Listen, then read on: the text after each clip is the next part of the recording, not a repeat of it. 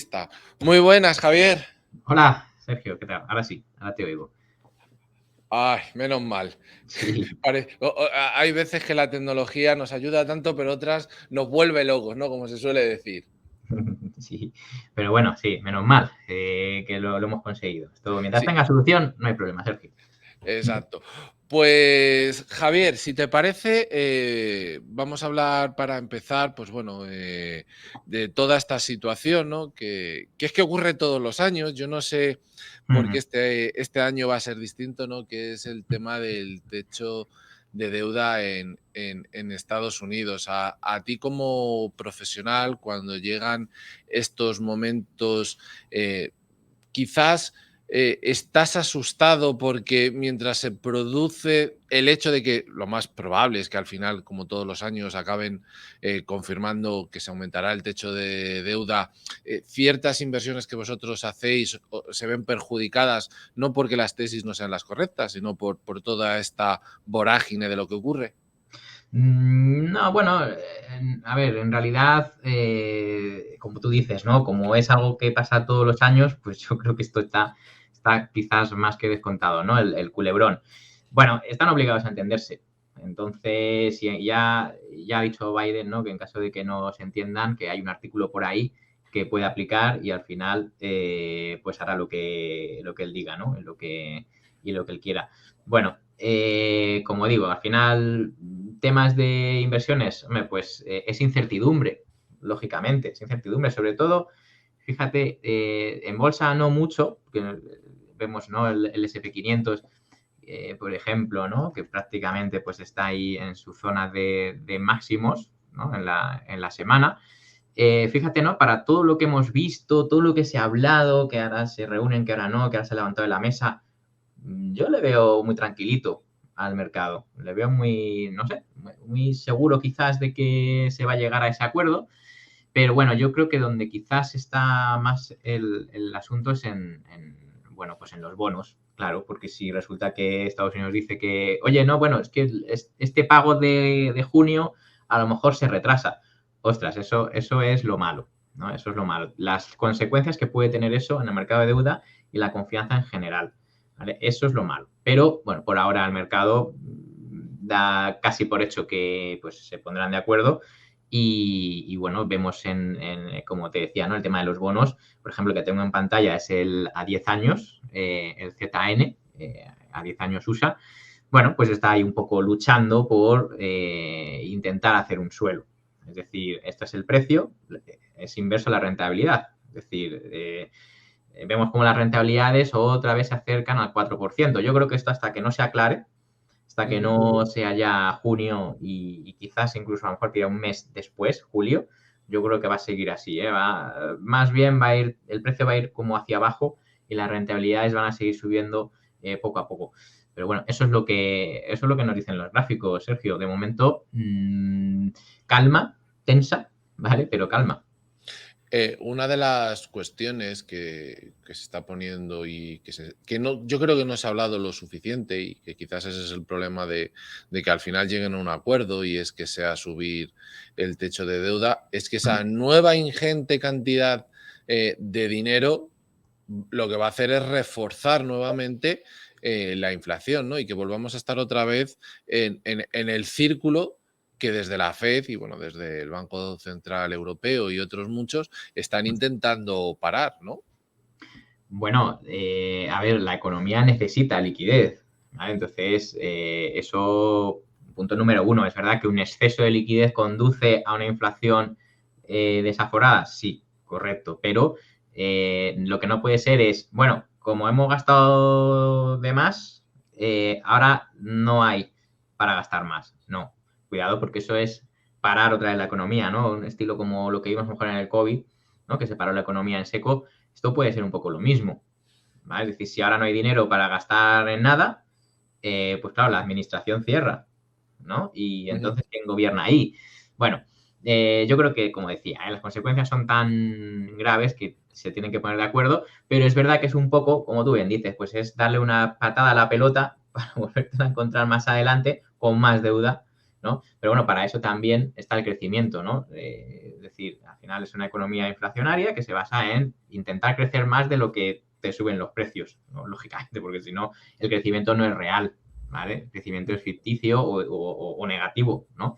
Así que bueno, nada, es darle, como te decía, no es darle una patada a la pelota, nos la volvemos a encontrar seguramente, pero bueno, mientras no haya un control, digamos, del déficit, por así decirlo, pues bueno, no, esto va a seguir siendo igual. Hay un tema que a mí me ha sorprendido, que si quieres lo puedes ir buscando, que es el DAX 40 en Mm, Alemania, que está en máximos históricos, quitando que ujú. ayer cayó un poquito.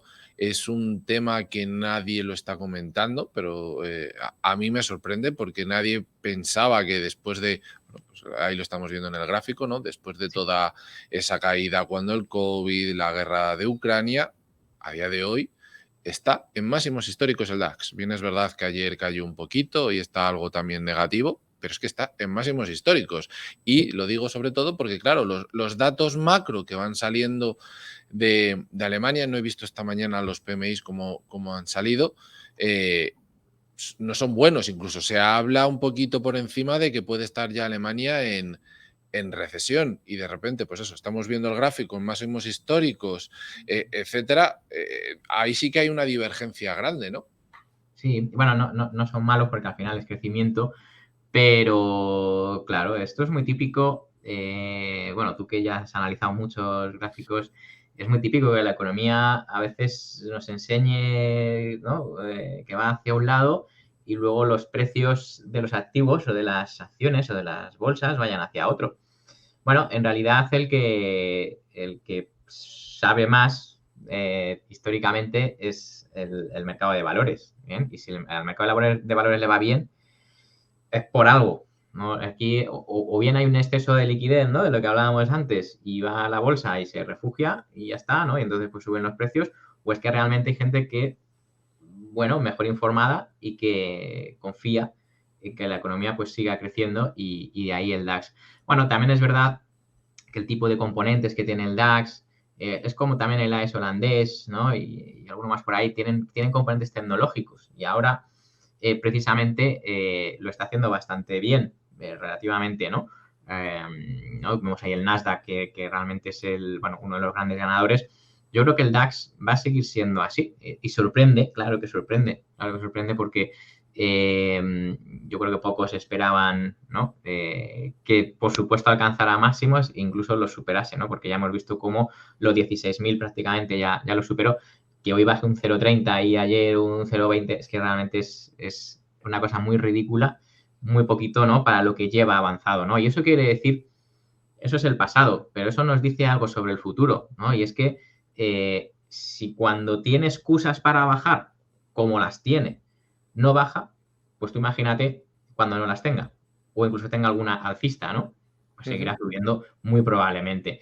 Y cuanto más gente haya de nosotros, ¿no? Que dude de ese movimiento, o diga, pues me voy a poner corto porque esto no puede ser, pues luego tendrá que recomprar más arriba, ¿vale? Que también es un poco lo que está ocurriendo, ese cierre de cortos, que son compras, no, yo tampoco lo descarto, ¿eh? Que estemos viendo también ese tipo de fenómeno, porque, claro, cuando pocos se fían de eso, ¿no? Y pasa, luego, claro, pues tienen que salirse de sus posiciones cortas y ahí pues también, pero bueno, como digo, mientras la tendencia siga siendo alcista, esté por encima de 15.460, fíjate si tiene margen, nada, por ahora es alcista, pero pasa un poco lo mismo con el Eurostoxx, con el CAC 40, el IBEX un poquito peor, pero también, o sea, y eso es en Europa y en el Nikkei, en Japón, espectacular también. ¿Cómo va? Otra economía que pocos esperaban, ¿no? Que fuera tan bien y prácticamente pues eso está en máximos. En este caso, con estas divergencias que estamos viendo de cara a tu cartera, a tu fondo, ahora Mm. mismo, digamos, las posiciones principales, según tu metodología de inversión, ¿hacia Mm. dónde te han llevado en este instante? Bueno, ahora, hace poquito tuvimos un par de señales, digamos, negativas por amplitud de mercado. ¿Eso qué quiere decir? Que sí, muy bien, efectivamente las bolsas suben, pero están subiendo con poquitos valores o valores que ponderan mucho. Entonces eso no es bueno en teoría, ¿no? Luego ya veremos si eso al final, pues efectivamente es así, ¿no? Entonces, nosotros lo que hacemos al fin y al cabo es, bueno, intentar estar en los valores, pues eso, más fuertes, ¿no? Y con mejor tendencia, los sectores igualmente, pero también tenemos una parte de índices. Y esos índices es lo que de vez en cuando vamos cubriendo, bien, en función de si el camino lo vemos despejado o no. Ahora mismo yo no lo veo despejado, ¿vale? Pero aún así la posición neta sí que es alcista. Nosotros, al final, digamos que lo que nos interesa es que sigan subiendo, ¿no? Las bolsas, pero al tener una posición de cobertura, pues lo que quiere decir es que en vez de estar al, pues no sé, al 80%, pues no, estamos entre un 30-35% alcistas. Y esperando a ver, como digo, pues el tema de los bonos, a ver qué pasa con el techo de la deuda, todo esto. Claro, pues lo que te digo, pues al final, ¿qué hace? Pues no nos podemos pillar los dedos tampoco con esto. Y bueno, y las señales, como digo, al final son de precaución, cuidado, es decir, mantén esos índices fuertes, esas acciones fuertes, que básicamente es consumo defensivo, alguna utility, alguna tecnológica, lógicamente. Bueno, el lujo que hoy está bajando también ha ido acumulando, ¿no? El sistema o el sistema que nosotros usamos. Entonces, bueno, ese es un poco el compendio de todo, el resumen, ¿no? Es decir, sí, hay que ser alcistas, pero en parte cubiertos. ¿Dónde podemos cubrir? No cojamos índices europeos que están muy fuertes. Nos podemos ir, por ejemplo, pues a ese Russell de medianas y pequeñas empresas que le está costando mucho, al Dow Jones, que también parece mentira, pero se está quedando muy rezagado, ¿no? También es interesante, a lo mejor por ahí, pues cubrir, ¿no? De alguna manera. Y poco más. Es que ahora es más bien esperar y eso, como te digo, 35-40, no más. En este caso entiendo que está siguiendo un poquito la idea, ¿no? Que salió la semana pasada y creo que parte de la anterior, ¿no? Se hizo ahí un poquito público, ¿no? Que Warren Buffett había vendido muchas acciones porque prefiere estar en liquidez, porque, bueno, según dijeron en la convención anual, tanto él como Charlie Munger estaban viendo como un cambio, ¿no? Había un clima distinto, decían, en los mercados y preferían atesorar liquidez para aprovechar luego, pues bueno, si hay ese cambio finalmente, poder comprar compañías a mejores precios. Quizás es un poco lo que tú estás indicando. Claro, bueno, la liquidez es un tesoro en muchos casos para cualquier gestor. A ver, cuando te pilla, digamos, 80-90% invertido, pues claro, es peor porque ya digamos que como que te atas a lo que ya tienes, ¿no?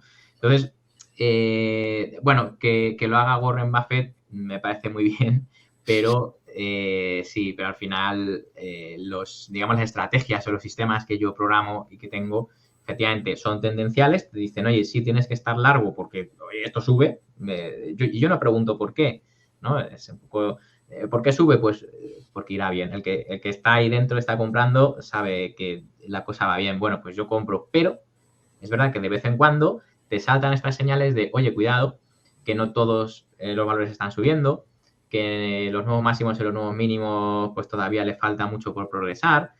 Bueno, pues esas son las pequeñas advertencias que, bueno, que mira, por ejemplo, el indicador de Hindenburg-Homem, ¿no? Este cepelín en llamas y todas estas cosas que ahora no se comentan porque no, bueno, pues porque no se dan los casos, pero estamos en una situación en la que todavía no podemos poner toda la carne al asador. Y bueno, Warren Buffett, que sabe muchísimo más que yo, ya lo nota, pero más por viejo que por diablo, ¿no? Sí, ya para terminar, Javier, que nos queda apenas un minuto. Creo que lo hemos hablado alguna vez, ¿no? En la parte de renta fija.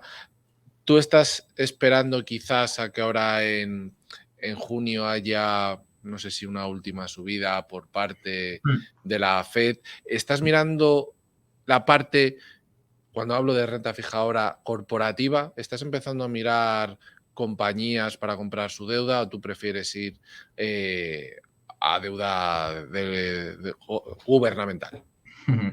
Bueno, eso ya depende un poquito de la estrategia. En un minuto no te puedo contar mucho, pero bueno, básicamente sí, yo al final tengo bonos gubernamentales, tengo bonos corporativos, porque al final un corporate lo que te da es una rentabilidad más o menos constante, aunque no te va a proteger de crashes, ¿no? Es decir, luego Ujú. cuando baja el mercado muy fuerte, lo que te protege es el bono gubernamental, porque todo el mundo al final, el activo defensivo por excelencia es ese.